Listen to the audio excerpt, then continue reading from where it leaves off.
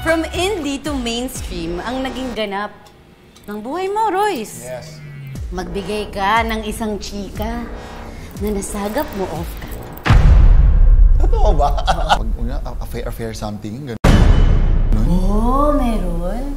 Eh, nakakagulat naman talaga yun. Sino? Huwag na. Nadidevelop sa set, ganyan?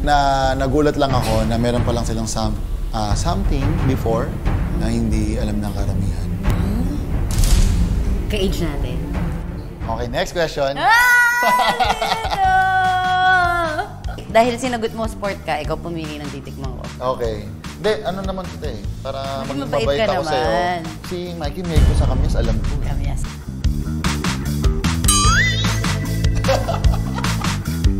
Okay, next question. Alam mo na tong last.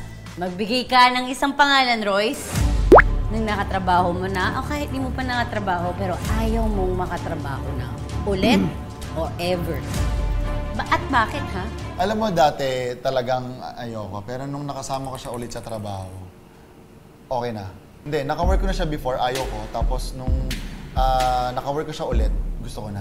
Ah, baka Okay nagbago. Ano bang dahilan kung bakit ayaw mo siyang maka-work? Siguro nung time na yun, hindi niya pa ako kilala. Dahil seniority or na power trip. Di ba may Veteran, gano'n? Veteran, di ba? eh. Gano'n. So medyo, indie film yun eh. So wala kaming maayos sa standby area. Room lang. Oh. Tapos maliit na room. Hindi inaayusan ako ng makeup artist. Dumating siya, late siya. Kasi late siya nasabihan. So galit na siya agad. Oh. Ba't ako late sinabihan? Ganyan. Oh. Ito sinabi niya. Okay, ako yung hinihintay niyo. Magpapayos na ako. Nakatayo lang siya sa gilid namin. Tapos sabi niya, makilang segundo. Ano, hindi ka pa tatayo? Sabi ko, ay, sorry po. Sorry po, hindi ko po alam. Upo siya. Tapos, salamin, di ba? So, nag-ayos ako sa likod niya. Sabi niya, alam mo, inaayusan ako, diyan ka pa mag-aayos.